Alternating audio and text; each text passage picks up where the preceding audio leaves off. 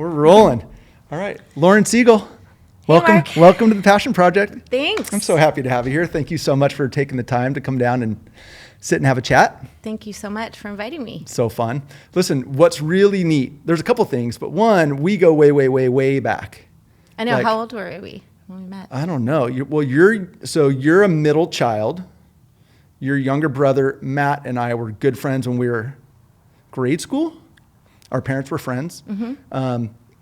The middle child thing will be interesting too, because I'm middle child, so we can talk about how much of an impact that has had. But yeah, we go back a minute. And then right when we walked in here, I asked, what high school did you go to? So where did you go? University High School, and Irvine. Who happened to go to that school with you that you know that's in this building? Murphy Kargas. Murphy Kargas. So Murphy is back here. He is half of the brain behind this studio. So it was good to see you guys reconnect after all these years. Super neat. And for us, we've been on again, off again over all the years. I've seen you a bunch of times, but we go for a block of time in between. But the reason I'm super happy to have you here is for as long as I've known you as an adult, you've been super passionate into doing good for others and in supporting groups that it's not as common as maybe a lot of the nonprofits that I have in here, a lot of nonprofits in the world. Like, you have always been kind of an activist mind. And ironically, when you and Murphy were talking, you were talking about how it all started back then. So we'll have you tell that story in a minute, because that was super cool. Really, really neat. But by way of an intro, I would start by saying that you're like a very passionate person in maybe everything that you do, but as an activist, and sometimes that word can have negative connotations. I would say you're an activist for people to help the world be a better place, and we'll dig deeply into that. And part of that is your nonprofit you co-founded, and you're the executive director of Give a Beat, which is such a big part of the reason I wanted to get here is because it's such an interesting and cool approach to helping people, again, as I said, that sometimes the forgotten class, right? Incarcerated people, helping them through music is so rad and neat, but there's so much to it that I don't know or understand. Sure. So I really am excited to unpack that and learn more from you.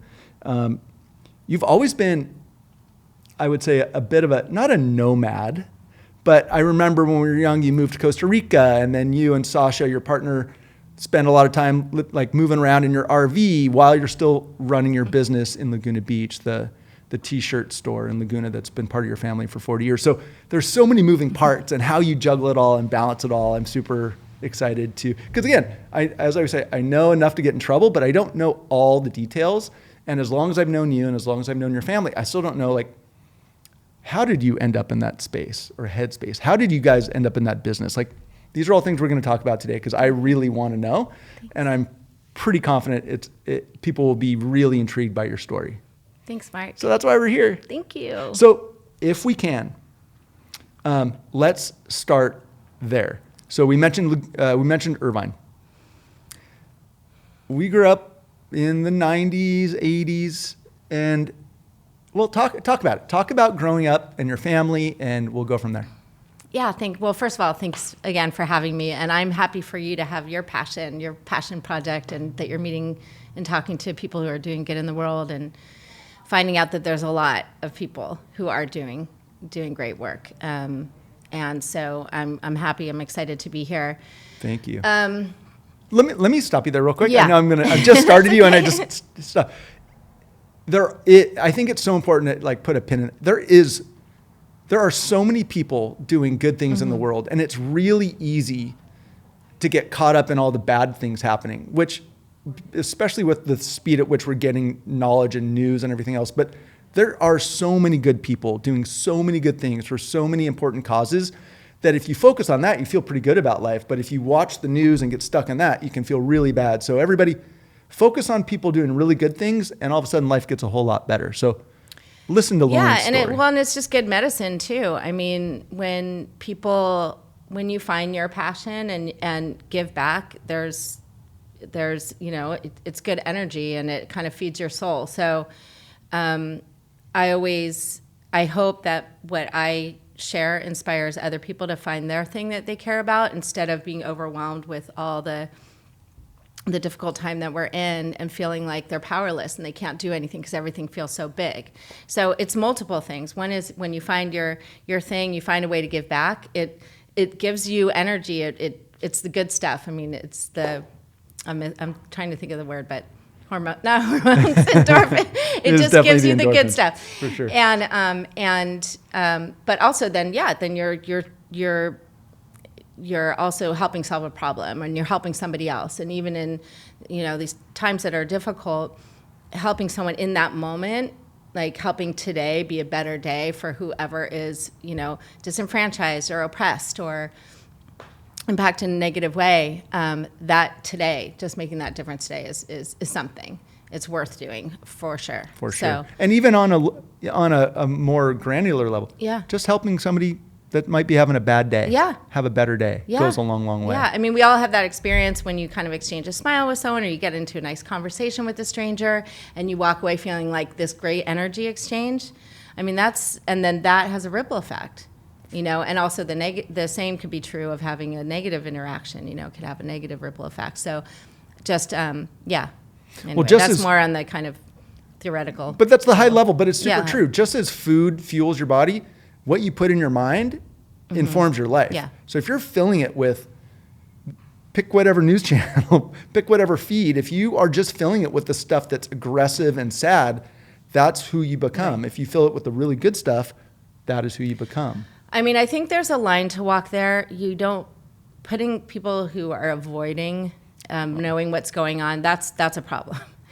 We have to be realistic about what we're dealing with, and if you're driven by social justice like I am, you have to be informed, because it's certain groups of people that are who get marginalized, and that's where there needs to be focus too. So, and same with environmentalists. If you're not facing the reality that we're dealing with climate change and the other issues, so there's a balance, but you have to take it in doses, and also you have to pick your news sources, because mainstream news has their own agenda. Yeah. I think I heard you just tell me to pull my head out of the sand. That's what I think I just heard.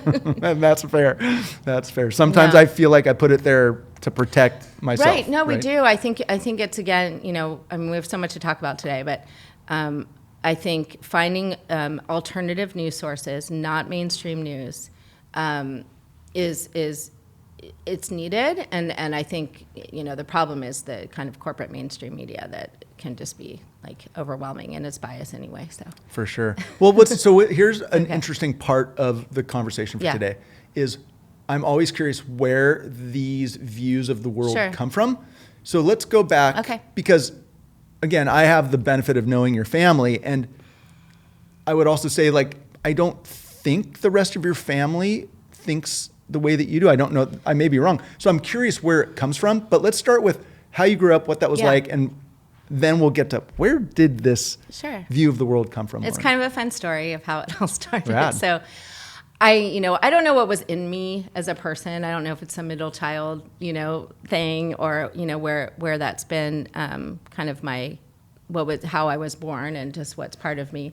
But there was definitely a number of things that happened in my youth that happened at a certain time, the right time, for me to have this epiphany of okay, I'm on the planet for a purpose, and it's around social justice. I don't know what that looks like. I just know where there's wrong and where there's inequality and where there's, that's where I'm going to be drawn to. So growing up privileged in Orange County, feeling, I don't want to say guilt, but, feeling like I have all this, right? And that doesn't feel fair. So I think all of those things were sort of inside me, and then there was a couple of events, right? Normally, sometimes people find their calling. It's an event. It's something that happened that was huge in their life. So it's kind of funny. I'm glad it happened.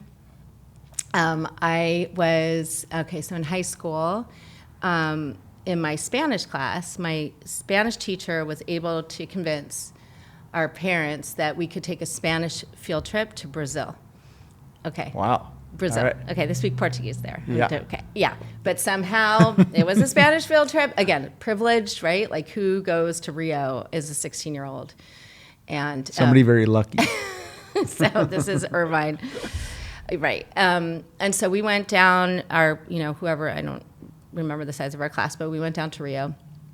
And I just was didn't know there was, I'm kind of embarrassed to say, but didn't really understand the level of poverty that like existed in the world. I don't know how I was being sheltered, or if I sheltered myself, but somehow in my upbringing, I didn't realize, what privilege I had and how other communities in other parts around the world lived very, many people living very differently. So, but again, it was that ripe age, 16, 17, go down to Rio thinking I'm just going to have fun and party and have a great time. And I saw kids in the street, and here I am in the coffee shop with my girlfriends having, a beer and seeing, and I can still see this girl. She was, maybe 7 years old. She was carrying a baby on her back. She was begging for bread. She was standing outside out of the the cafe. And that was just shocking to me. Like, how can, I still remember, how can this world allow a child to be on the streets caring for another child? Like, that is just wrong. It is just morally wrong that we are living in a world that allows that. Children are supposed to be protected. They're supposed to have rights. They're supposed to be cared for, not living on the streets in Rio. And so this was new to me. I mean, I'd never witnessed this. I'd never experienced this. And I was upset. And when I came home to tell everyone what I had discovered, and the reaction was, that's just the way the world is. It wasn't what I wanted it to. I thought people were going to be up in arms about it. Exactly. And so that was really frustrating, upsetting to me. And that started the mission. Like, okay, well, if I'm being lied to, well, this is how if I'm being protected from or not being informed that this is where the world is, I don't trust I don't trust the system of that I'm living in. I need to go educate myself and find out what's really happening. So really that was your take. You're like, if nobody else, you're like, I need, at 16, you had that revelation, not only that this is wrong, but when you got back and there was kind of not a pathetic response, but like apathetic. a lack of apathetic response. Yeah. Apathetic, empathetic. Yeah, right? And you're like, oh no, not on my watch. Like, I need to do something. And wow. and just being around the culture in my school where, it was, I mean, I don't want to say anything negative about anybody else, but I mean, come on, we're in the 80s in Irvine. I mean, people are caring about what they're wearing and their cars and their shoes, and, they weren't caring about a kid on the street in Rio, so I started to feel like I didn't fit in, and I didn't want to fit into that, like I want to find other people who feel like I do. And that's when we started, and the chronology of how I'm explaining this might be a little off, so. It's been a minute, it's all right. And so at some point, I started educating myself more. I did have a couple of professors that once I started really listening to maybe what they were teaching instead of like when I was paying attention, then I was learning more, and I was finding, I had access to the truthful. And this is pre-internet, so you have to go traditional routes to get that. Newspapers, magazines, encyclopedias, etc. Yeah. Kids, those are books and things you can read. So at some point, myself and a couple of other friends that we were aligned in this started a club called Students for Social Responsibility. And was there a logo for that club? How do you know there was a logo? Who made that logo? I don't know who made the logo. I thought you said it was Murphy. I thought when Murphy said... Oh, that it wasn't? He said he wasn't Murphy. Oh, yeah. Well. Anyway. They were talking about this before we came online, so I apologize. Yeah, so we formed this club called Students for Social Responsibility, and we held a benefit for Nicaraguan refugees. That was one of the things we did. And this is in high school, still that same, like 16 years old. Mm-hmm. Well... That again, I'm getting the chronology. Don't quote me on that. Listen, I was still like, I give you big praise, because for you to have that kind of response to that one trip that really influenced and informed you, and I mean, you haven't changed. You've been on that path quite a bit since then, right? I mean, is that, you feel like that was the foundation? I don't think I have a choice, honestly. Like, I've actually felt really lucky that felt this calling, like, had this because I didn't really have to wonder. I mean, so I don't need to give myself mad props. Like, no, but I, like, go on. You know what I'm saying? I feel like it was my obligation. I feel like it was what I was supposed to be doing. And I'm actually kind of mad at myself for letting myself get off the path. There's a big period of time where like I knew what I'm supposed to be doing, and I got involved with a man and kind of got off my path, and I lost a lot of time. And so that, I mean, I don't beat myself up about it, but I knew what I was supposed to be doing, social justice work. I just want to give I was you, young. But I'll give you praise because, I want to shine a light on it. I find it so interesting, refreshing, profound, and people say, because I've been very fortunate to have people in here and said, this is my calling. I didn't have a choice. Like, I don't think I've had that. I don't know how many people do, or if we've identified it, or if we thought it was just something at the time and then we moved on. But for you to go, I didn't have a choice. Like, that's such a statement. It's really, for those of us that haven't felt like we've found it or felt it, like that's got to be a really amazing way to, like I've had people in here, like God told me I have to do this. Like that's what I have to do. And I imagine some of the other folks you've talked to also. It's also frustrating. I feel lucky that I don't have to question, but it's also frustrating because you have to convince people. Like there's a sense of knowing what's right, and it's just this is what I'm made to do. And when I'm having conversations with people who don't have that part of their makeup, and they're maybe fantastic and experts in their field, but I'm like, this is like sort of political sociology. That's my jam. So certain things are, that we can do that are really going to make a difference. I don't know how else to explain it. I'm sure there's a better way to explain it, but it does get frustrating when you're trying to educate people on like why this is such an important issue and how many of our issues are connected, and other people just don't not necessarily see that, and they sort of don't trust you. That's frustrating, and that happens all the time. Well, we're off. I'm going to take on a tangent real quick, but yeah. I would imagine that these days, in the last 10 years or so, or maybe even less, like experts aren't experts anymore. Anybody can be an expert. So you have to then question, or people feel that they need to question anybody, even if they've got their PhD and they've done it for 30 years or 100, whatever. Yeah. People still go, I'm a plumber, but I know better. Like, I don't believe that. Yeah. And you're like, it's just a different world than I think that's been a pivot that we've experienced a bunch over the last bunch of years. And is that something that you run into? Yeah. Got it. Yeah. Okay. Interesting. So after that trip, a couple of other things happened that had nothing to do with I don't get any credit for it. Just again, right time, right place. But do you remember Live Aid? How old do you remember? Sure. Because you're a little younger than me. But do you remember when there was a huge concert I for couldn't Ethiopia? tell you. Yeah, absolutely. And all those stars, and it was Philadelphia and England at the same time. Yeah, remember? and Queen and the whole thing. Like, so everybody was. That was hugely influential. That to me, that was validating, because what it told me, because I was a big U2 fan. U2 used to sing a lot about justice issues. They were kind of that kind of band, right? I mean, yeah, for sure. Since then, but and so that was where the music came in, and again, the chronology, I don't know when we did the benefit for Nicaraguan refugees at school when this happened, but Live Aid, I think, was 1984 or 85. And that was the validation that you can use the power of music, bring people together. This is wrong that people are dying of famine in Ethiopia. It's not just this place over there. Like, we consume the world's resources, the United States, and they're suffering over there, and we should be doing something about it.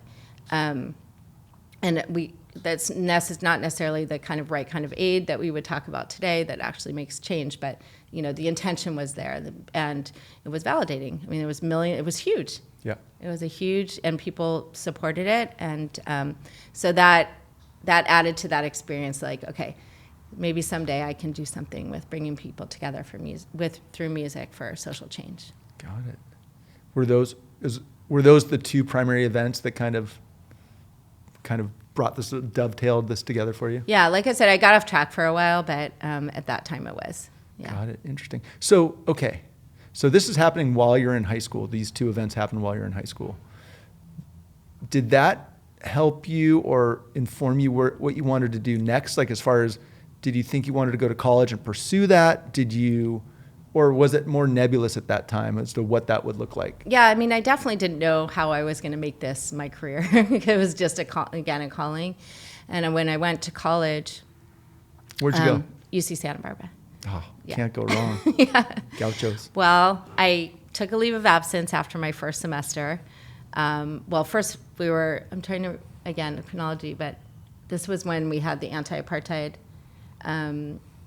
movement through the university. So again, that was maybe 90, so that was later. So in my first semester, when I first went to school, I did end up taking a leave of absence and going on the Great Peace March for nuclear disarmament. It's also a kind of funny story because I only made it to the Santa Fe Dam. But How far was that march? Washington, D.C. From Los Angeles. How long was that supposed to take? Months. And how long did you do it for? Couple weeks. It was hard. It fell apart. It fell got apart. it. The whole thing fell apart. But again, that was me. It was me trying to find, like, what am I supposed to be doing? These movements, like social movements, being part of like this type of social change. But you go, hey, Mom and Dad, I know I've only been here for a semester, but I'm going to take next semester off to do this thing. How'd that go over? That's, again, just being just lucky. My parents supported me. When you talk about, when you introduced me and talk about that I've moved around a lot and I've kind of gone on these adventures, my parents have always been very supportive. So I'm sure they were having internal conversations like, what is happening with our daughter? Well, let me ask you this. But they did support me on the Peace March. Yeah. Did your parents, because I've known them better part of my life, but I don't know any of the background. Were they politically involved? Were they? Yeah. No. So this was really just you. This was your calling, not a family influence or anything else. Got it. Yeah. Okay, so you make it to Santa Fe Dam. So that was just a blip in my history, but it's kind of funny. So that's when you talked about college, that's what I did when I first got there. But did you go back to to Santa Barbara? Yeah. And then I got involved in the anti-apartheid movements that were all across UC campuses to divest from South Africa at the time. Gotcha. And your education, did you pursue this? I got my sociology degree, so that definitely, I think, came into play later, just learning how just all the different ways that society shapes individuals, and really got my mind away from like the blaming the individual. These are big societal issues, societal problems that cause a lot of, that are out of people's control. We're set up, we're working inside a certain system. But I didn't really realize how that was going to come into play. And now when I see the work that I'm doing now, I think back to a couple of classes. I had a professor called, his name was Dick Flax, and he did a radio show at UCSB, which was a radical left activist radio show. He taught 2 classes, political sociology and music and mass movements. And those really stuck with me. Got it. You're starting to see, you can start to see all these influences. It's so much talking about myself, though. Well, we're going to get to Give a Beat and everything else that you do. But again, when we get here, you're setting it up as to why this came to be. I'm not being critical of your line of questioning. I'm just not used to talking about myself so much. That's why I get to do it. It's super fun. Okay, so you go sociology. When you were in college, now first and foremost, did you have fun in Santa Barbara? Yeah. Okay, most people go, yeah, it was the best school ever. It was rad. But okay. Yeah. Did you start to have a vision or a goal for what a career might look like, or what you might do after? I was really lost, honestly. I just had there was no path for leading a social movement. So I didn't know what I was going to do. There was no path to lead a social movement. Yeah. You knew you wanted, that was still super clear in your crosshairs, but there was nothing in school that helped you understand how you were going to do that. I mean, there may have been, but I hadn't found it. You didn't come away from your education with that. It was path. just this more of this understanding of the dynamics in which we live, and the what's right and wrong, and the injustice, and it was an understanding of that, but there wasn't that job description or that path of where I was going to take it and how I could make it my career.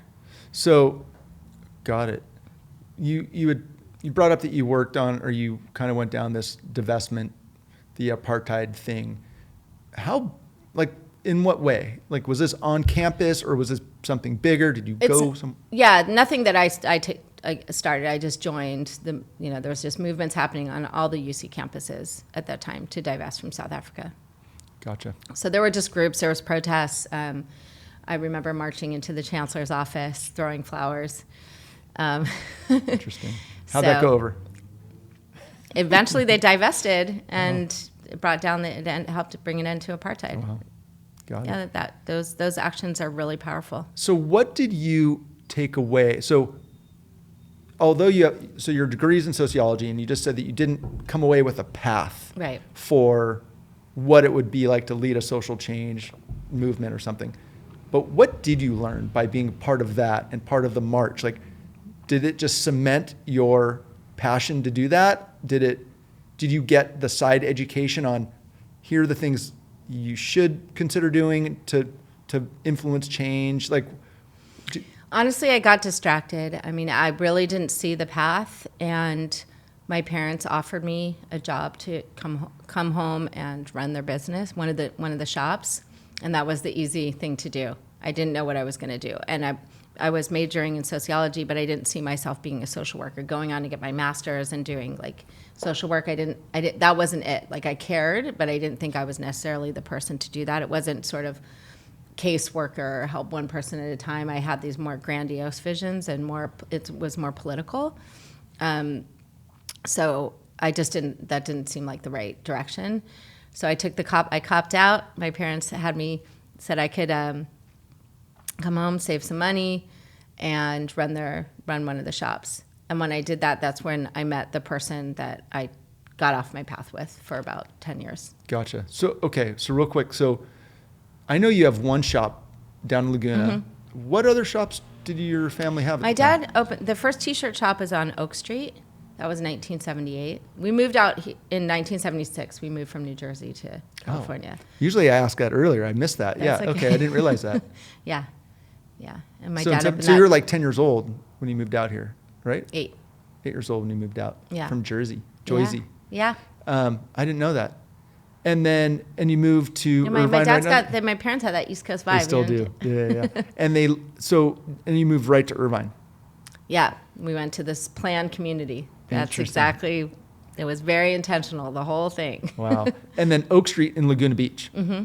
So, and when did he open that first shop? That was 1978. So after the full hardcore hippie movement, but still pretty hippie and artsy, right? Mm-hmm. And did you grow up spending a lot of time in Laguna? I didn't. I mean, I worked in the shops a little bit, but I don't recall that wasn't my hangout spot. Gotcha. Maybe transferred because I didn't have a car or whatever, that just didn't end up being, I probably just got sucked into the Irvine scene, whatever that was, right. The non-scene. The non-scene. Well, your dad's a beautiful artist, and was that what brought him out here? I know I'm out of sequence here, but what brought him to California? I think my parents just wanted to be in the warmer weather, and that was probably the main reason for the move. And what was the inspiration to open a t-shirt store in Laguna Beach? Well, my dad was a t-shirt guy back in New Jersey. Oh, he was? Yeah, and he was in the garment business. He used to sell the heat transfer, the big machines. So he was in that heat transfer business. And so he opened the shop in 1978. They would you could go into the store and pick out your transfers, were on the wall, and pick out your blank shirts, and they would make them on the spot. So that was the model. So gotcha. Opened the first shop, and then he was invited.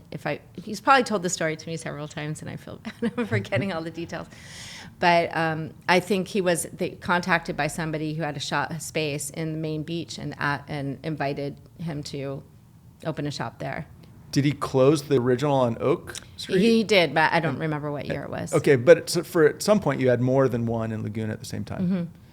Mm-hmm. And then we had another shop called Mr. Tilly's, which was across the street, which was like a junk novelty I shop. think I remember that actually. Yeah. So let's talk about, so you worked at the Oak Street store,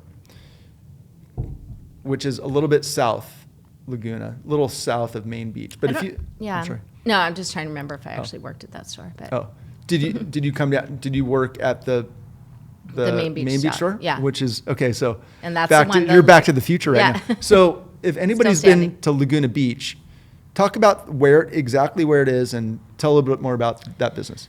Yeah, it's called the T-Shirt Company. Very original name. It's 2 doors north of Hotel Laguna, right on Main Beach there. Been there for 44 years. We've gone through a lot of changes. We're really fortunate to have that great real estate, that great spot right there. We have, knock on wood, a great relationship with our landlord. And It's about it's as amazing. iconic Yeah, it's amazing as a to location. say 44 years to have that business, right? Yeah. So we, been through lots of different ups and downs, and I think having that location, we're super blessed and grateful because kind of no matter what is going on in the world, people want to go to the beach to just get away from get a break. So whatever it is, COVID, all kinds of situations, and they're still going to go down to the beach. So And business has gone up and down at times, but still standing. But you are at ground zero Laguna Beach, like the most iconic. If you've been to Main Beach in Laguna, in the heart of that is where it's at, and you've been there for 44 years. Amazing. So this is I'm gonna use this as kind of almost the jumping off point to get into your modern day activism and everything Okay. that you do. But what's one of the themes of your store, which is the T-shirt shop with a conscience. That's it. Why? Where did that come from? Well, I can sometimes have grandiose visions. I think you've had them your whole life. Yeah. So when I first started taking over the business, I saw it as an opportunity to do more good with the store. So I wanted to there are aspects of it that are conscious, of course. We're intentional with wanting to bring in products that are made locally where we can. We work with local artists. We work with college students to do designs. We're environmentally conscious about just waste and the things we do all around that. So, and supporting nonprofits. So one of the things that we're getting excited to do right now with my nonprofit Give a Beat is adding the roundup at the checkout. I know that can be really beneficial. Yes, it is. I want to ask you more about. It's an that thing. amazing tool. Yeah. So when I started taking over the store, I just could envision, I wanted to fill it with all the souvenirs would be curated or made by a local nonprofit, and the percentage of that item would go to that particular nonprofit. That's really what I was looking to do, but I always have bigger ideas than I can actually execute on, so I haven't been able to, there's little pieces of it, but not, I wanted to fill the store that way. So, but yeah, that's what it means to be conscious. And from a business perspective, how has it been running a family business? How has that been for you, working with your folks on that? Yeah, just my dad, I love working with my dad, so it was really fun for years. Now he's not that much involved, but there was a while where we were really collaborating, and so that was, well, you know what that's like. I do, for better or worse. Love my dad, didn't always love my boss for a long time. But it's a lovely opportunity if you can work with your family and stay close, and it's really, really good. Yeah. Outstanding, really neat. Yeah. And you and I, what's funny is I'm sure that our dads back in the day used to talk business, and then you and I over many years have talked a lot of biz and this and that. Let me ask you that. So, well, go on. Can I talk about you for a second? Sure. So Mark, you have been such an amazing supporter. So for all you folks listening. Thank you. In this transition of me taking over this business and the different ups and downs, and you've always been there, checking on me, being, when I've needed advice, and I just thank you so much. And it makes my family so happy that you've always been there. So thank you. You're welcome. That's what we do, right? And it's fun because I'm sure that your dad and my dad over the decades did the same thing. And we're just, small business is hard, but you leverage your friends and people that have the skill and the knowledge, and it's super cool. So you were there at the very beginning. Yeah. The very first thing I had to do when I took over the business. Oh, I recall that one. Yeah. And you've had a couple more of those. Let me ask you this. Yeah. How has been running the business outside of the day-to-day ups and downs of running a biz? Because I think it plays in. Is theft an issue in Laguna Beach? And you would think that it's a pretty safe but do you have a theft issue down there at all? It's a small store, so maybe not like we do, but. I don't know. I might just not be paying attention to that. You probably should. Stuff happens in Laguna, but yeah, we haven't experienced it to where it's something that's a big deal. Got it. I mean, we've had some folks, some unhoused folks, but I'm not going to do anything about that. Gotcha. They can have the flip-flops. I don't care. Gotcha. Okay. Hey, none of them are going to be listening to this anyway, so we're safe. They're not going to go, oh, I know, I've got a perfect spot to go get them flip-flops. The reason I ask is that because of all the good that you do for people that are incarcerated, which is where we're going to get in a second, okay. I often just wonder if at the same time, like being retail and having lots of stores, like we have serious theft issues. And I'll be the first to say, yeah, put them in jail. They're like blatantly stealing from us. And when I say blatant, like it's significant and big and bad and sometimes scary. And I'm like, yeah, put them in jail. And yet I know how passionate you are about the downside of putting people in jail. So it'll be part of the conversation we have, because I definitely have both sides to that coin. And I just wonder if you ever struggle with the other side of it, but you know so much about that world. Well, let's get into it. So we've talked about the business, and we've talked about your passion and your calling growing up and some of the things that informed you. When did the next level of you said you've always had grandiose ideas and sometimes they come to fruition, they don't. You said that you didn't really get from school the path to make a big difference on a grand scale, yet you've done it. How did that come about? Since you didn't get it as an education and you started doing business, and you said you had a bit of a break, and then you took off like a shot. So what was the transition that got you into, or maybe back into, not only following your dreams or your passion or your calling, but actually figuring out how to really scale it and make a real impact? Music. Okay, let's go. Let's talk about music. I got into, when I was living in San Francisco, I discovered house music. So it was getting into the music scene there, going out, felt like a Grateful Dead show in a club. So it was that feeling of the hippie in me just came out, and it was very freeing, connecting with all kinds of different people on the dance floor.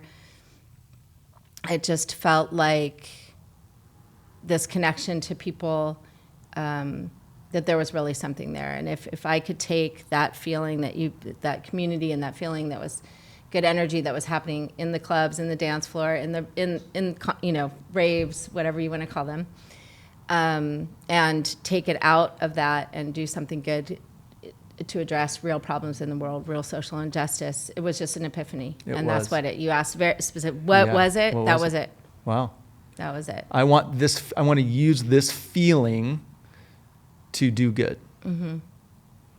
Okay. Because going back to when I was a kid, it was the music, right? It was the music that was validating. It was the music that brought all these people together, and you have I think all your listeners, everyone knows what it's like to go to a big concert when everybody is singing the same song. There's nothing like it. Yeah. So if you're on the dance floor and you're connecting with strangers and you're feeling free and it's next level. And so to be able to take that and take it out and do something good to create social change and address some one of the dozens of social problems that we have. Just it all came together in my brain. Okay, so, but to get it from your brain and turn it into reality, you're like, okay, that's the feeling I want. That's the environment where everybody's together and feeling this vibe.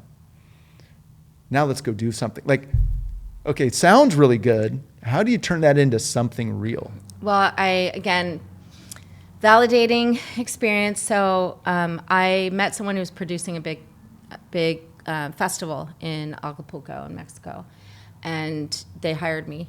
And it was the most amazing lineup, 75 acts from all over the world, like the best electronic music acts, or biggest. I mean, and I was the assistant to the executive producer. I just happened to be in the right place at the right time, met him.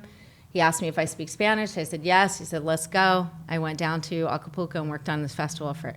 So that was me taking like, I dream of doing a giant festival to help children orphaned by AIDS or whatever it was. Like, and then I kept thinking about it. And then how do you just meet someone who's actually literally doing that? That festival benefited an AIDS orphan in Acapulco. And I was having those thoughts because I was really focused at the time on the AIDS pandemic and how so many people were being orphaned in Southern Africa, and I felt it was such a horrible injustice that was happening. And so I was really concerned about that.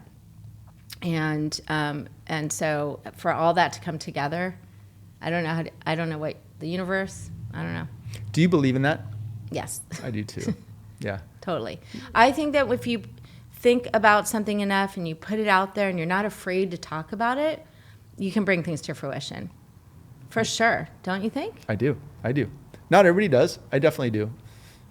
Again, what you focus on, put it out in the universe, visualize, and just commit to it. Listen, all the best athletes have that skill. I mean, there's a lot.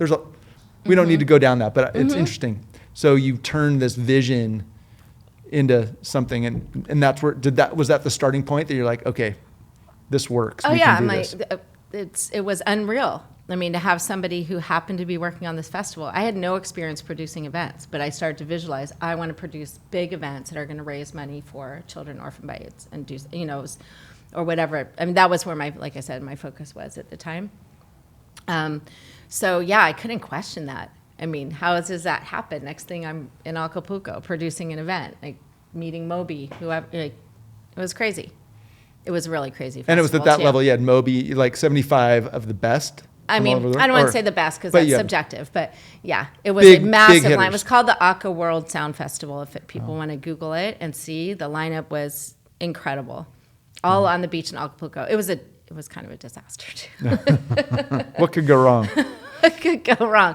Oh, just the ticketing company doesn't show up when your gates are open. There was all kinds of things. It was wild. I'm glad your name was not associated with like the Fire Festival or any of those. That was, yeah. They're doing that again. Is that right? Fire Festival too. I just saw it announced. I'm not signing up. I'm not going. I don't trust it. So where did you take it from there? So you So I came back. Okay, what else? Where did I take it from there? Was that mind expanding for you? Was that the one you were like, okay, we can, not only did I get invited to be part of it, but like it's totally doable. I've seen it. I've been part of it. Yeah. I mean, again, it was just, I'm supposed to do this. I mean, how can I question that? It was wild. So I came back. Like I said, I was really focused on this pandemic that was happening with AIDS. And at the time, something like 6,500 people dying and leaving grandmothers taking care of their grandchildren all over Southern Africa. It wasn't just an accident. This stuff doesn't just happen. I mean,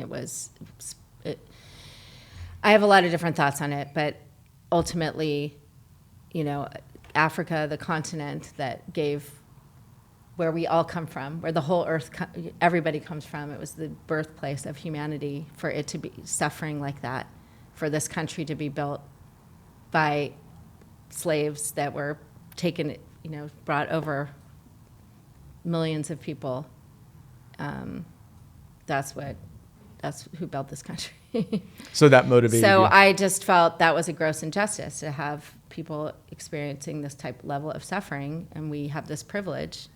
So it's a deeper conversation. I mean, that's another podcast, but But injustice is a key word in your life. it's all, for me, it's all about injustice. I mean, that's what it is. When you talk about activism or you talk about giving back, it's not, those aren't really, like, I define myself as an activist, but it's very specifically around the injustice that exists in this world. That's what drives me.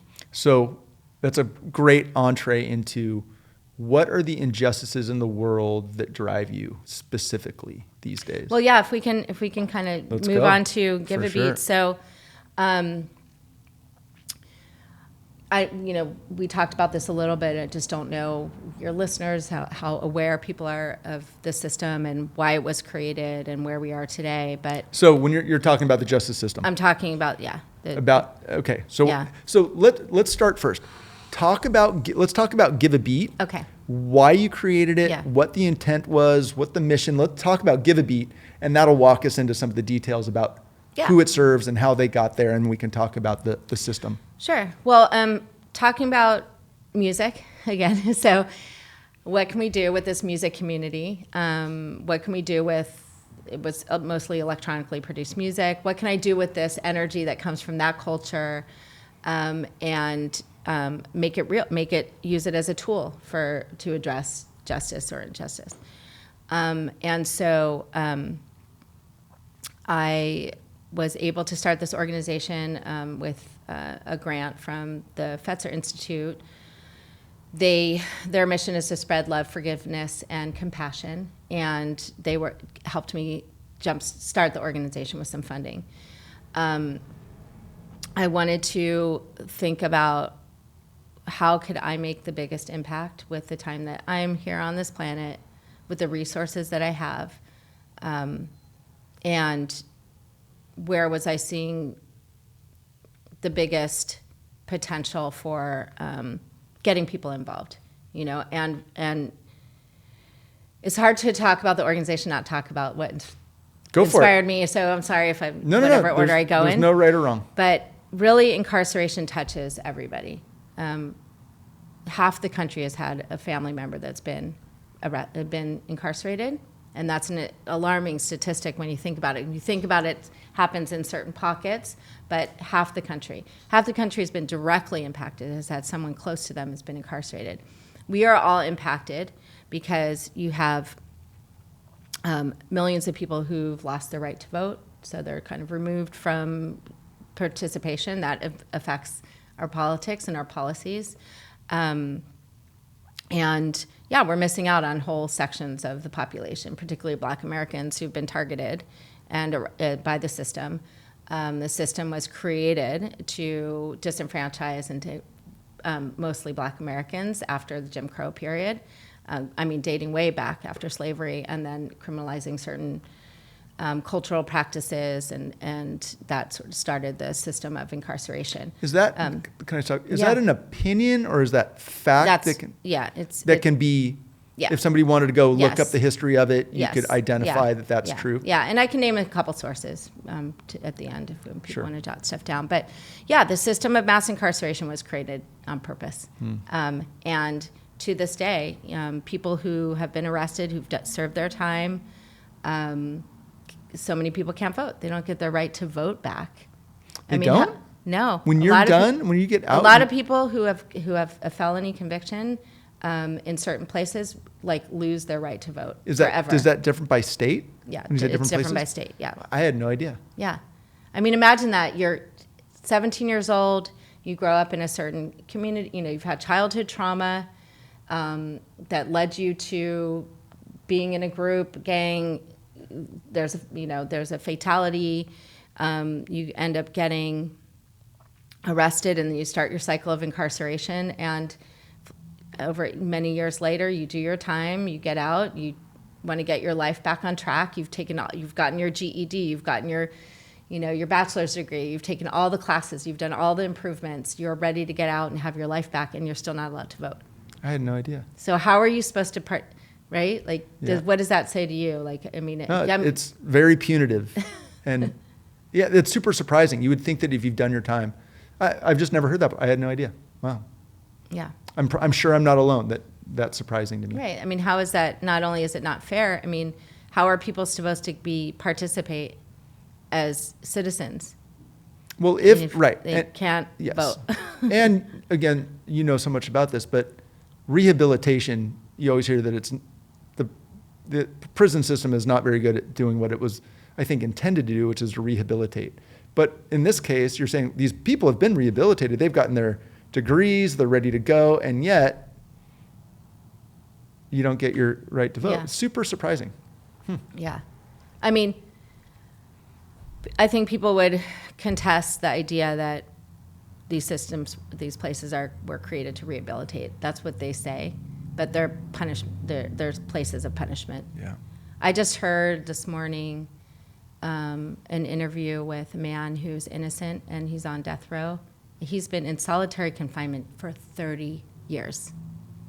How do they know he's innocent? He has his story. I mean, there's a film about him, and he was just interviewed from death row this morning on the radio. Solitary? Solitary confinement for 30 years I in thought Ohio. they couldn't do that for more than like days. Yeah. Yeah. And I think so this is I mean, where my he's got head's his missing. lawyer. Yeah, he's got. I mean, people will say that. They're like, oh, everyone says they're innocent. No, there's a lot of innocent people. That was my entry point, actually, into learning about mass incarceration, is I started to learn about how many people are wrongfully convicted. And I just realized, of course, on my own, as I think anybody would, if they inform themselves, that if there's that many people who are wrongfully incarcerated, you know the whole system is just whack. I mean, it's if you have. I remember talking to someone at the Innocence Project that would estimate that 20% of people who are serving time are potentially not guilty of the crimes that they were punished for, which is a large number, but. For sure. So Yeah. you took this newfound understanding, meshed it with your passion for doing good by way of using music, and created this thing. Talk about this thing.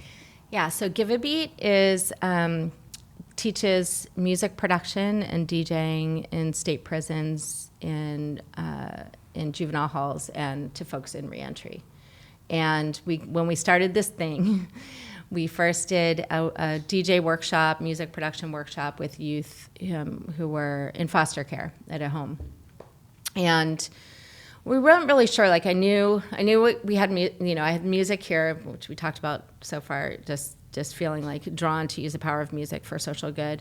And then, injustice over here, like how could I bring these two things together and how, specifically around mass incarceration.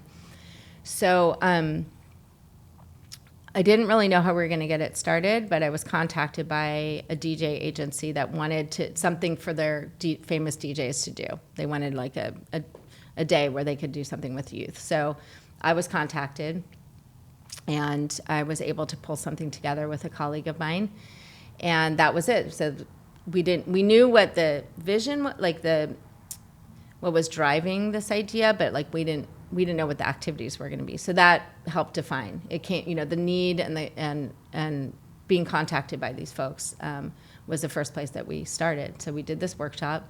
It went really well, and then said, well, let's do more of these. So we started doing workshops at Boys and Girls Clubs. Then we were contacted by an organization called Arts for Healing and Justice that brings in arts programs into juvenile halls and camps in Los Angeles County. They contacted us. We got invited to bring our program in to those facilities. Then we... Hold on. So let's stop there for a second. Okay.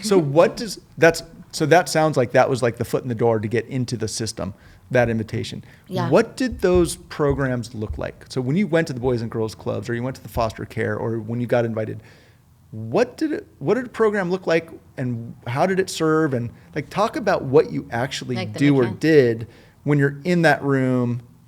So I don't DJ. Yeah. No, but like, what's the program? Okay. Like, what's being provided? Yeah.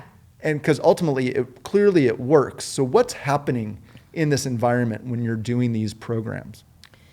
I mean, it depends on the what facility we're in and the population. So for the youth, it's so much about just creative expression, right? Like, it's really tough for the youth to be locked up in these places.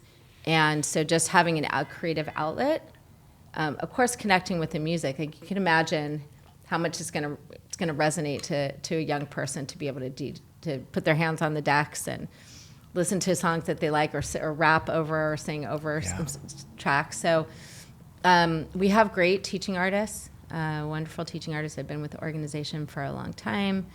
They go in with their gear and they have a curriculum, but they kind of let it flow depending on, what the kids are interested in. So they usually, bring in 2 setups. They'll bring in a DJ setup, and then they'll bring in a production setup. And just a lot of encouragement, a lot of confidence building, a lot of creative expression, performance, being able to get in front of others. Those are great skills. So the curriculum are technical skills, but then also sort of life skills and other transferable skills. So I would imagine the first introduction or the first introductory event that somebody goes to, it's kind of like, this is cool, this is fun, it's music, spin, my idols all do this stuff.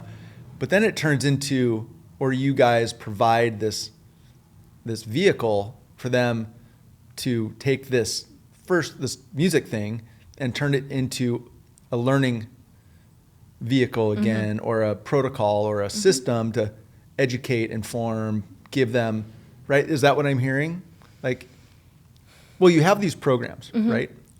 So I guess talk through I'm going to stop. You just keep going. Yeah. I mean, having a creative outlet is just that in itself is huge. I mean, there has to be a way for young people and people who have experienced trauma and are being basically punished, and to be able to have something creative, some way to express themselves. That's essential. I mean, you have this creative outlet right now, Mark, right? And I have my work with my nonprofits is my creative outlet. But there has to be, like, I don't know, remember when we were growing up and we had access to creative arts in our schools, and then laws were passed and they took those out. Do you remember that? Sure, of course. Prop 13. Prop 13. So, yeah, I mean, everybody needs access to art, to music, some way to express themselves creatively. So that's probably the number one thing. It sounds simple, but it's essential. And but then through that comes, connectivity and healing and confidence building, like I said, and these are really important. Empowerment, agency is a really important skill. Even just being able for somebody to decide, I want to make this music today, when they're being told what to do 24/7. Just having the ability to make their own choice about what they want to do creatively is really empowering. That's a small thing. Wow. And with the men in the prisons, it's very different. I mean, all of that exists, but on top of that, and we can get into the prison program in a minute, but so we started teaching in the juvenile halls. The next thing that happened is we were contacted by the state of California, and the head of a program called Arts and Corrections, which is funded by the California Arts Council in partnership with the California Department of Corrections. They started this program called Arts and Corrections. It's been around for many years. It gets more funding and less funding depending on what the legislature looks like. And so we were able to, we were invited to submit a request for proposal to bring our program into the prisons. That was probably the best email I ever got. Yeah. How long ago was that? That was 2019. 2019. 2018 or 2019. You had already been doing it, but you'd already been doing this for a long time prior to that, weren't you? When did it start? Just a few years. Yeah. I mean, I would say. When did Give a Beat start? 2015 we started being active. So we were a few years into 2018, I think, is when we got the email. Got it. Yeah. So and we submitted those requests for proposals, and we got contracts with the state. And we've been delivering programs in state prisons ever since. Wow. Congrats. Thanks. Clearly, it gives you a ton of credibility when you have to be invited, and there's no way just to show up and knock on the door. Like, you were invited into the system. So talk about how many people are served, what's the frequency, like what are just talk more about where it is today or what it's turned into or who you're serving. Sure. So today we operate in 4 prisons. We're in well, they're all acronyms. I don't know. So there's 4 prisons. They're all within about 2.5 hours driving distance from LA. Each of the classes, so we do 5 sessions a year, 6 weeks of classes in each of the locations, 4-hour classes. There's up to 12 guys per class.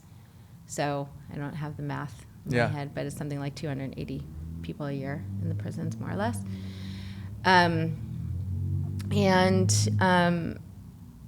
Our teaching artists drive out. We have waiting lists to get into the program at CRC. There's a 15-month waiting list. Wow. So it's just super well received. The testimonials, which I didn't bring today, and I should have, but okay. Just reading all the testimonials that we get from the guys just tells how impactful it is. We can never say it better than they do, but testimonies like, "This is the best day of my life in prison." I've learned stuff in this class I'll take with me for the rest of my life. I'm learning how to be a better person because of this program.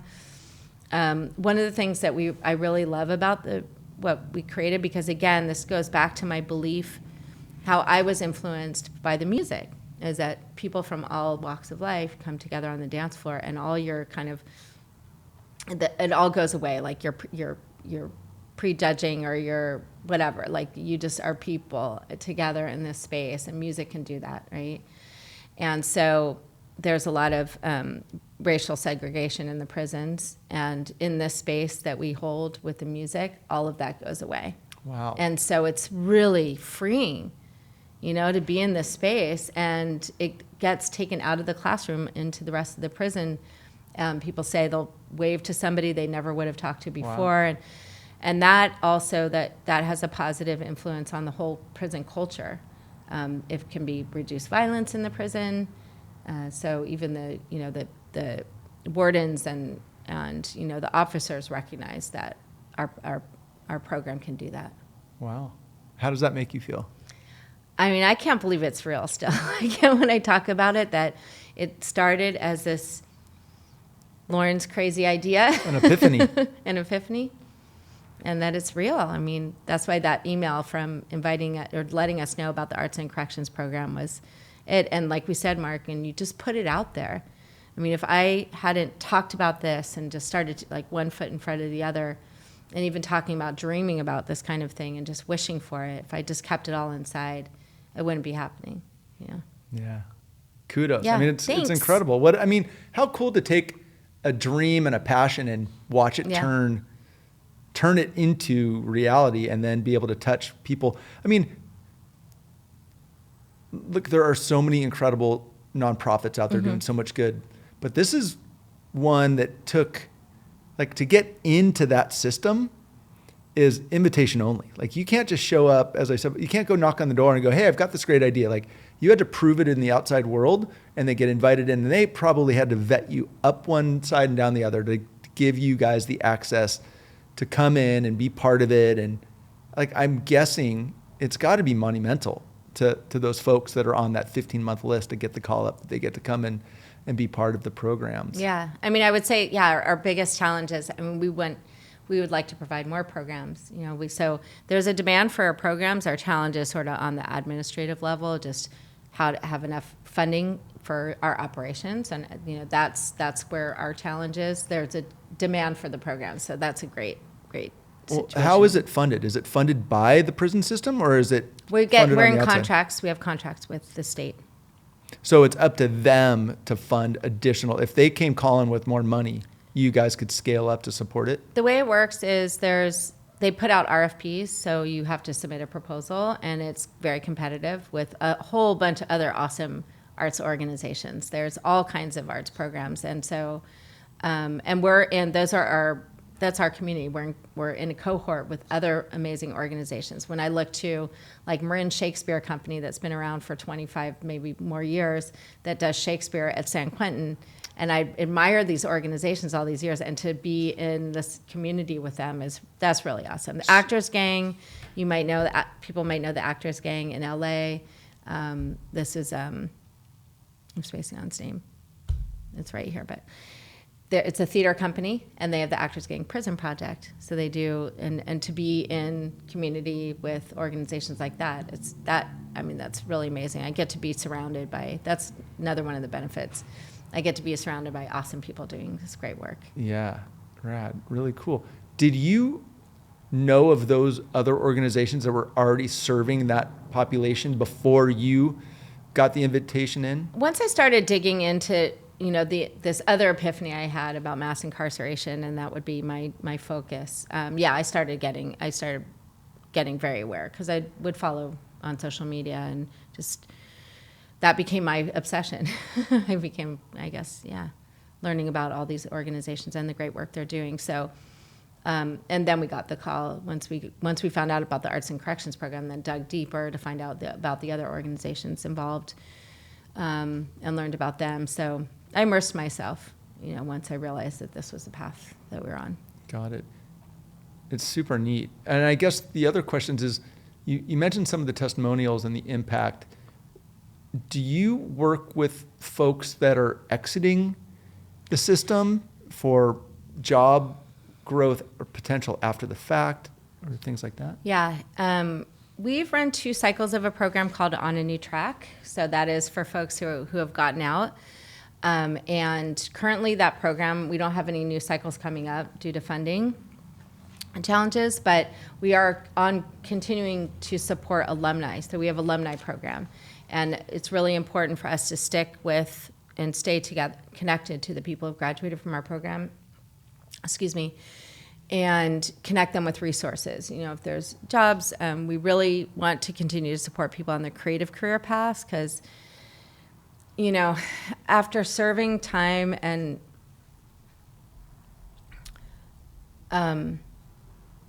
I just want to talk about for a second, like, what it takes for somebody to overcome those challenges, to be in a system of this system of punishment where you're separated from your family, or every day you're living with regrets of what got you there in the first place, surrounded by people who are suffering.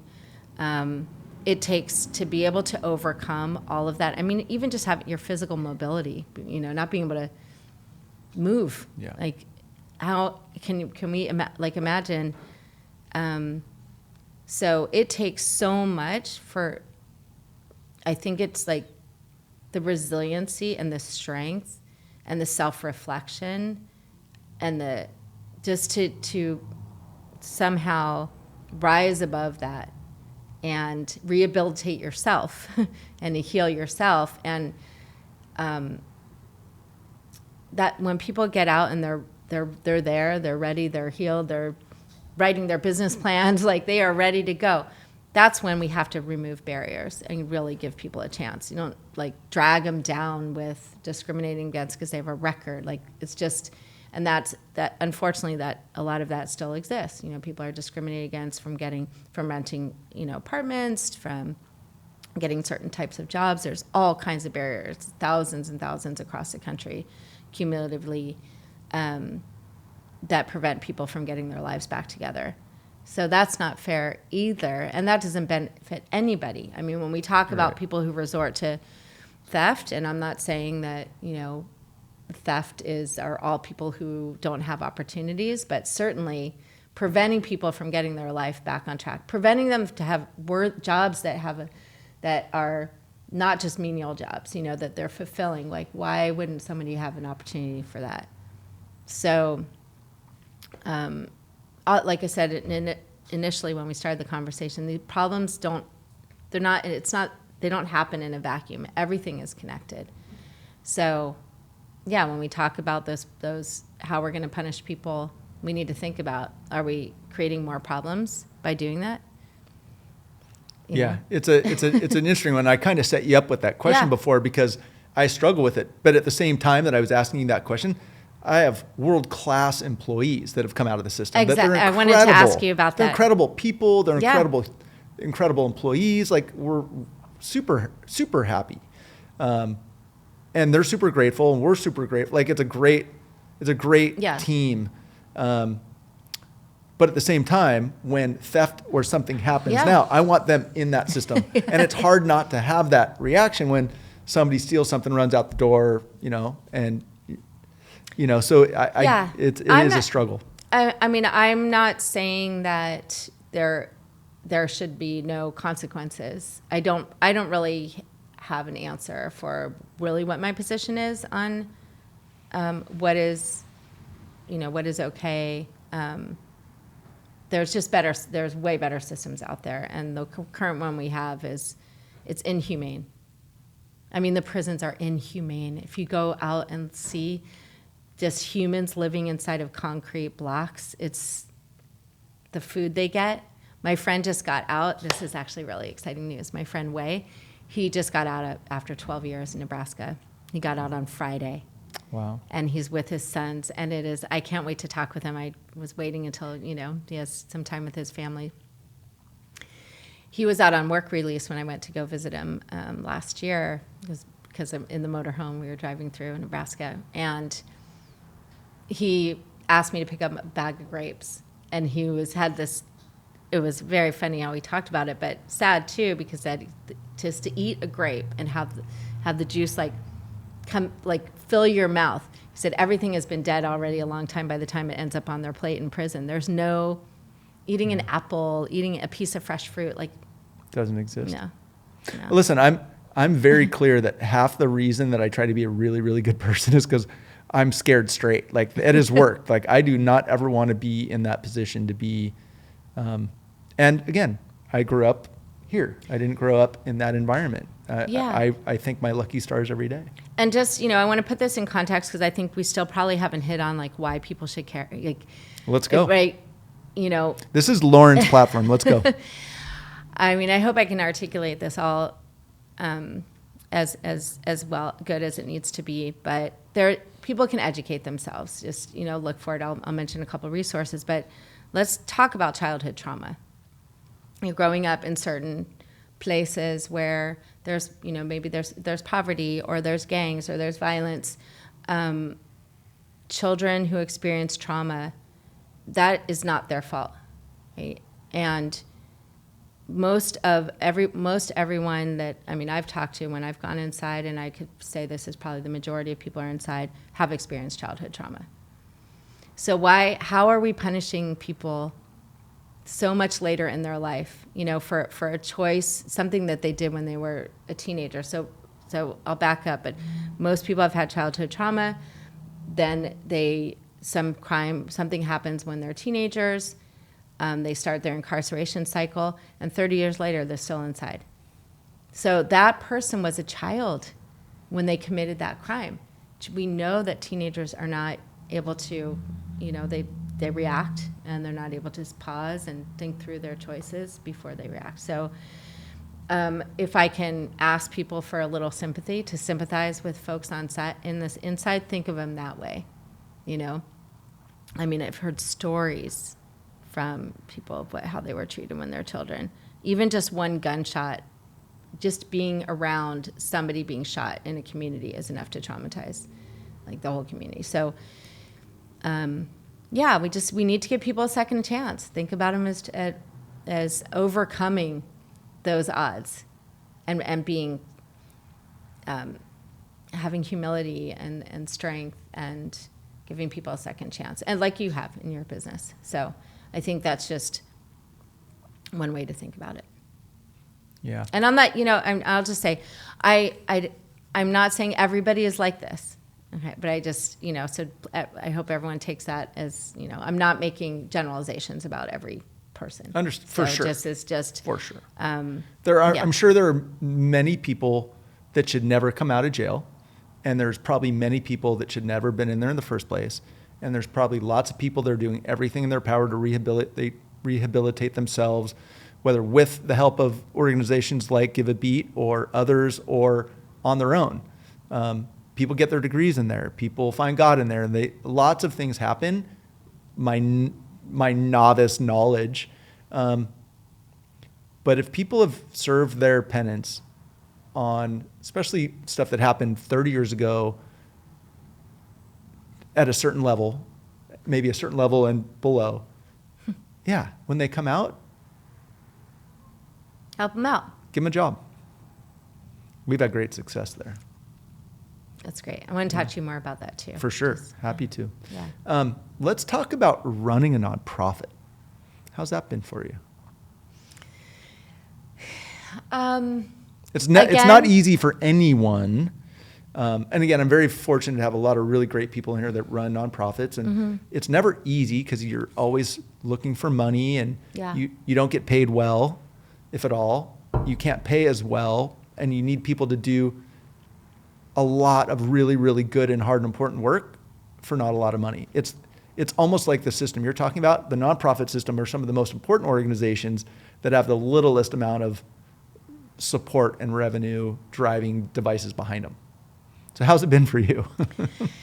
Yeah, I mean, I think my situation is, I don't know if it's unique, but this is my situation. We talked about the store, so it's been a challenge for me to run a nonprofit and my family business at the same time.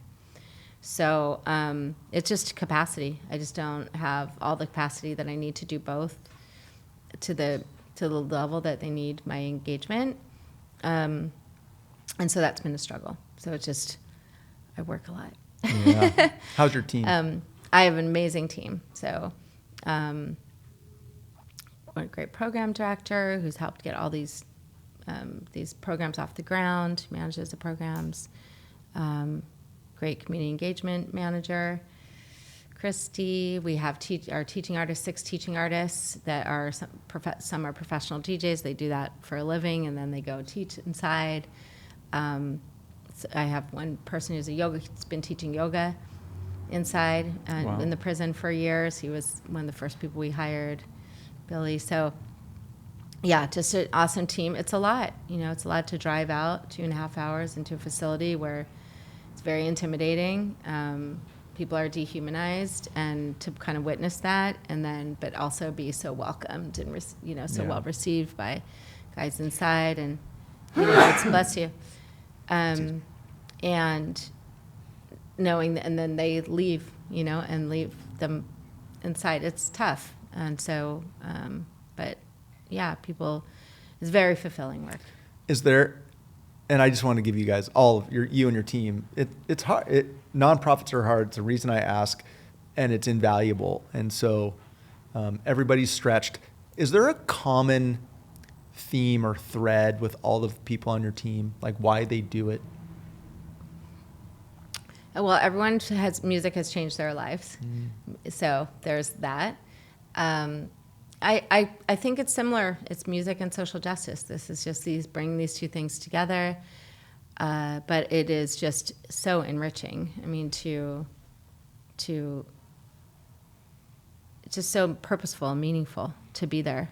And I think it's a decent living too, pay-wise. Got it. Is there a level of passion that's required to work to do what they do? Absolutely. I mean, again, the passion has to be there.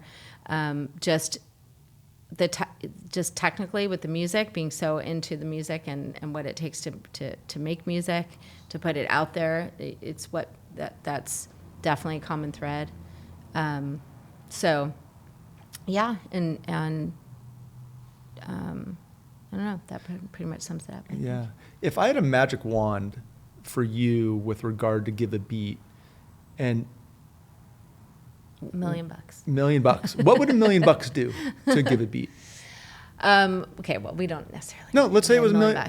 If someone came with a grant for $1 million based on what you're doing, whoever it may be, what would that mean to? Not just the organization, but how many more people get served or more facilities get served by your organization? Well, the contracts that we have with the state, we can work outside of the contract. So if we had more money, we could deliver more music programs. So you can self-fund it or be funded by the contract? Yeah. So if we had more funding, we could expand. We could reach more people. Like the one facility I mentioned that has a long waiting list, we could probably do several sessions there. So we could reach more people.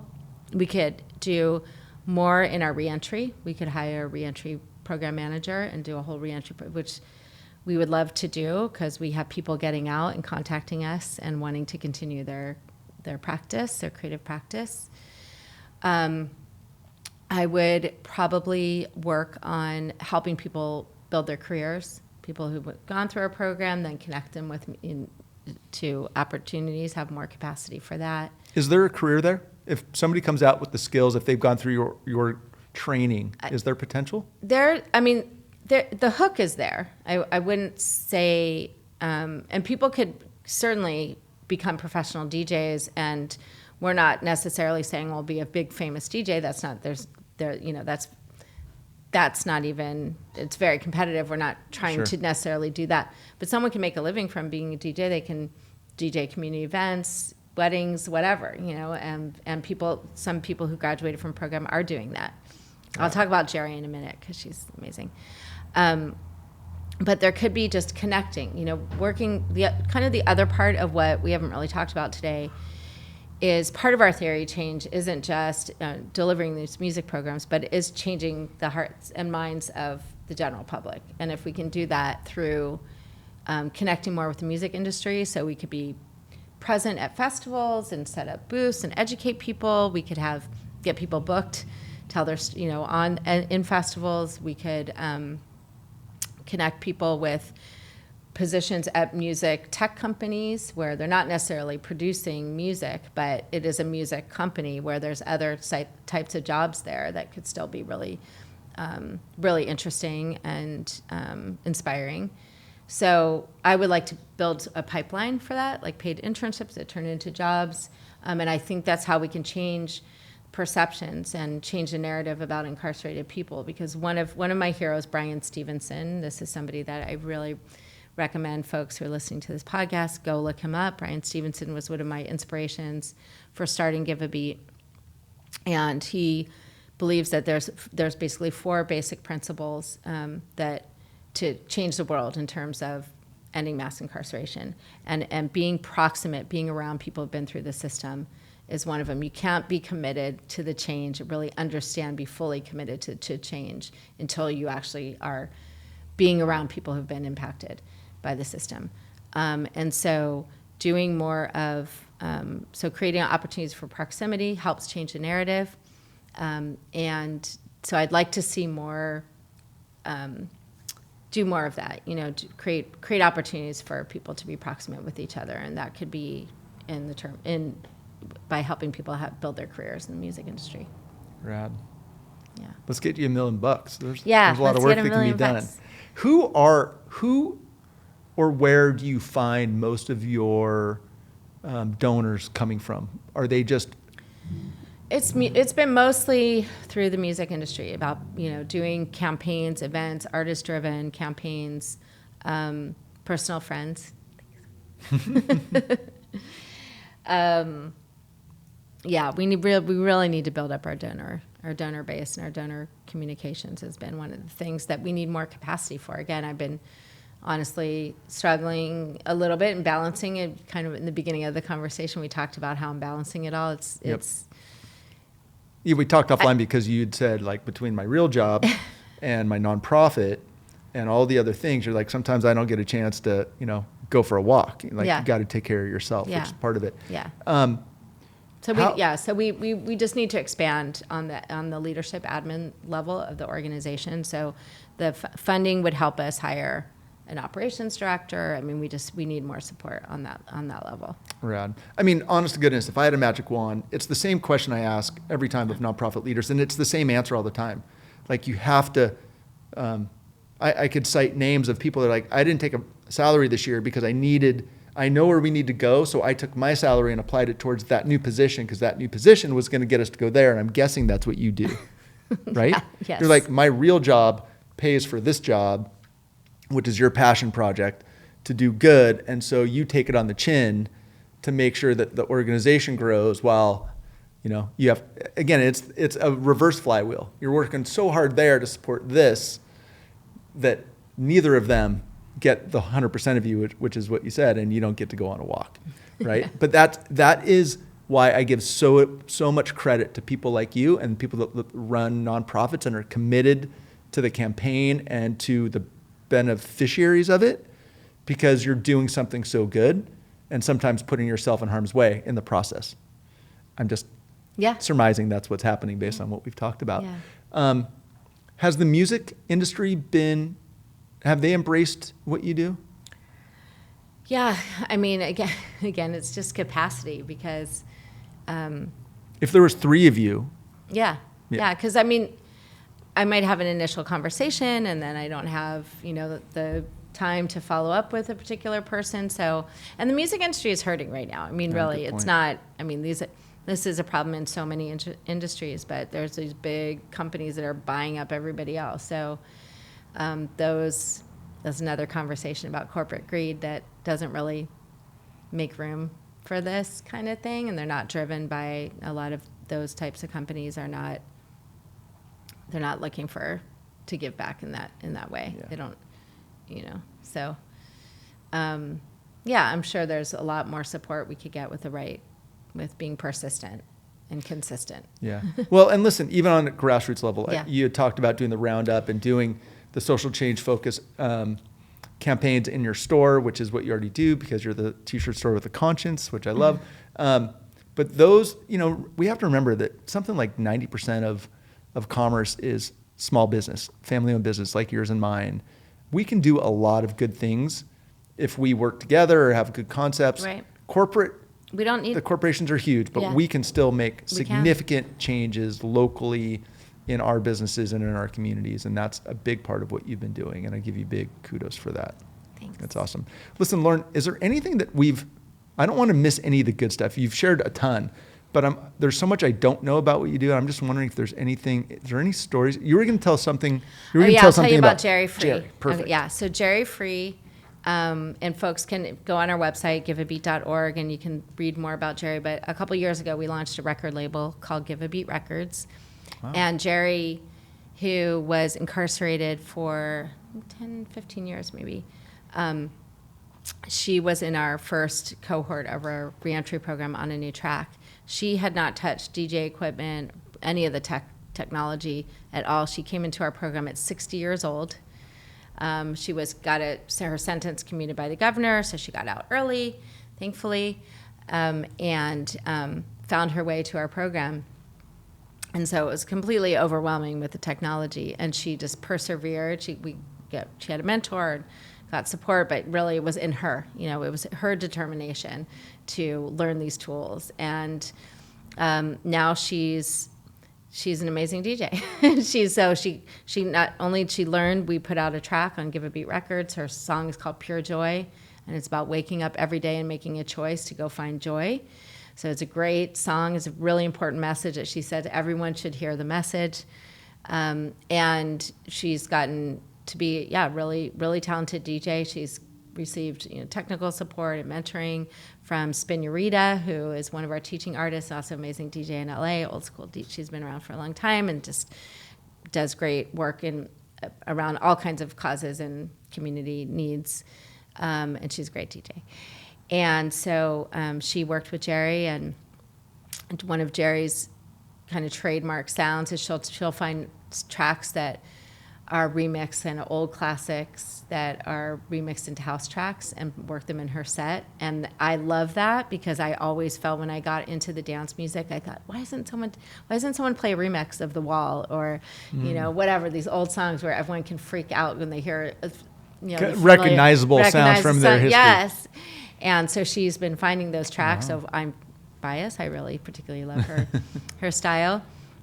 She's going to be 64. She looks amazing. And she works full-time for the Anti-Recidivism Coalition, which, and her role is she goes into juvenile halls and works with the girls as a credible messenger. That's her full-time job, doing that work. And then on the side, she plays DJ gigs and works on her music. So rad. She is such an inspiration. Story. That's so rad. I love that. Let me ask you one last question, and we're just about there.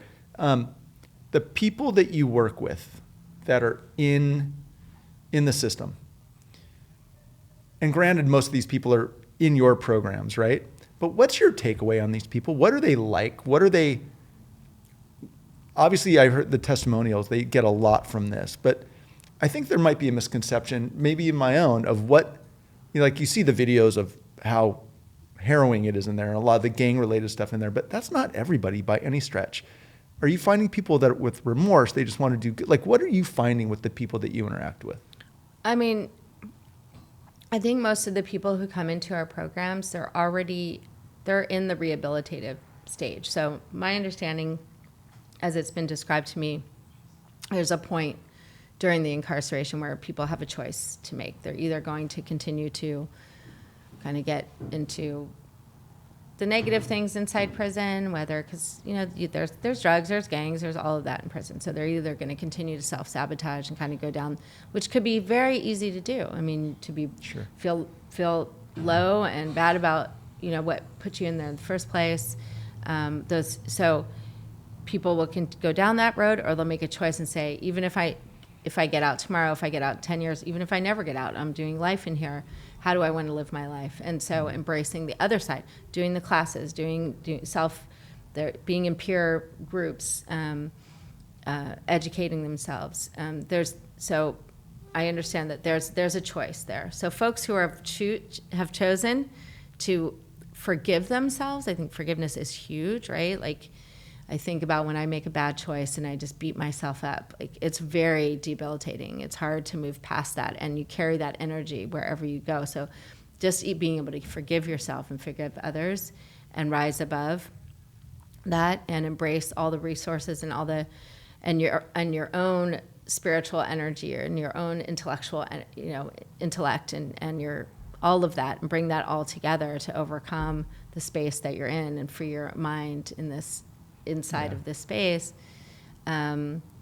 Those folks that, and again, I know I'm generalizing, but folks who are there, it's incredible. And I've always felt that we have a lot to learn, because if you can survive, if you can get through all of that and come out this evolved person who isn't bitter, is forgiving, you're ready to take on the world, have this bright future, this positive person, I just think we have a lot to learn, because we're going through really challenging times in this country and this planet, and being resilient and being able to manage to get through that. I'm fascinated by that. And I can't wait to talk to my friend who just got out on Friday and have endless conversations with Wei, and because he is just incredible and how he's been able to do that. He's one of my mentors. Wow. Yeah. Wow. Well, listen, thank you for that. I think it's easy for us, as I said very early on, not bury our heads in the sand, but they're all bad and generalize what's going on in there. And it's just not the case. And there's a lot, as I've experienced from some of our folks, again, they're full of gratitude. They are excited to start fresh and do good things. And we're proud. I think we all should do our part when we can, in the right circumstances, to help change. Can I ask you about that a little bit? So the folks that you hire, I think this is a great message to share with people, because it's really the barriers that send people back. It's the barriers that are set up there that make it so people go back to committing crimes, right? And end up recidivating and going back. That doesn't help anyone, except for people who are profiting off the prison system. So I think it's great, Mark, that what you do, and you have done such an amazing job with your company and giving back in so many different ways, but hiring people who are formerly incarcerated. Can you just speak to that a little bit? The retention rate, the gratitude, I think I commented on, we have, I can't tell you how many at this point, but there's a couple people in mind that I know of firsthand. As of late, we've been getting all kinds of really positive feedback from them, from the community. Like, nobody knows their background but me, but they're super hardworking, super helpful, really knowledgeable, great employees by any measurement. They just happen to have been in the system at some point. And so there is a gratitude from them, but I'm always grateful for the folks that give that kind of service. So they win, I win, everybody wins together, and I'm happy to give them a shot, and they seem very happy to have that shot. Okay. So. And then they stick around? So far, so good. Okay. Yeah. That's the thing, right? So from a business perspective, when you have people come in and they're not satisfied with the job, you have that big turnover, that's very costly for a company. For sure. If you have employees that are... We've seen good retention with them. Yeah. And I think after they've been with us for a couple of years, then all of a sudden if they stay or go, Yeah. they have opportunity because they've built up their Yeah, resume. yeah. So and you're more happy power to to them. see- If they've got yeah. a leg up from us and they can go grow, hallelujah. Right. That's But better it's than been having people have to stay. you 100%. want them to go We fly. want them to go and grow. Yeah. If they have the opportunity Yeah. that's beyond what we can provide them. Yeah. But hallelujah. So it's been really good. Yeah. Listen, Lauren, I just want to give you huge praise. And I really appreciate you sharing the story because I didn't know where this was, how it all worked and how it all come. Thanks for I love asking. the epiphanies. I love the calling. Just that, again, I don't feel like I've experienced that, but I love people that have. So just big kudos. I love the story. Great storytelling. If people want to find out more about Give a Beat or any of these other resources, where do you direct them? Yeah. And by the way, I don't need $1 million. So if Yeah, we do. We need $1 million. 100,000 would Goes a be long way. like Life-changing? huge. Yes, Okay. it would be huge for us. But anyway, yeah, find out more at giveabeat.org. You can follow us on Instagram at giveabeat. Yeah, there we have a lot of blogs on the website to read about the stories, videos. But that's the starting point. Yeah, I would just go to the web, giveabeat.org. giveabeat.org, or follow us Or on on social. Instagram. Yeah, Awesome. yeah. Yay. Yay. Lauren, so proud of you. you. Thank you so much for sharing. I'm super impressive. Love what you do. Love the passion behind it and the knowledge and sharing all that with us today. So thank you. Thank you. And one last thing I would say, people want to sign up on our mailing list on our website. We'll get we do one monthly mailer, so you can kind of keep up to date with Rad. what we're doing that Awesome. way too. Let's do some good fundraising and support a great organization. Thank you. Lauren, I haven't thank you looked so over much. here yet. Thank you so much. Thank you. Rad.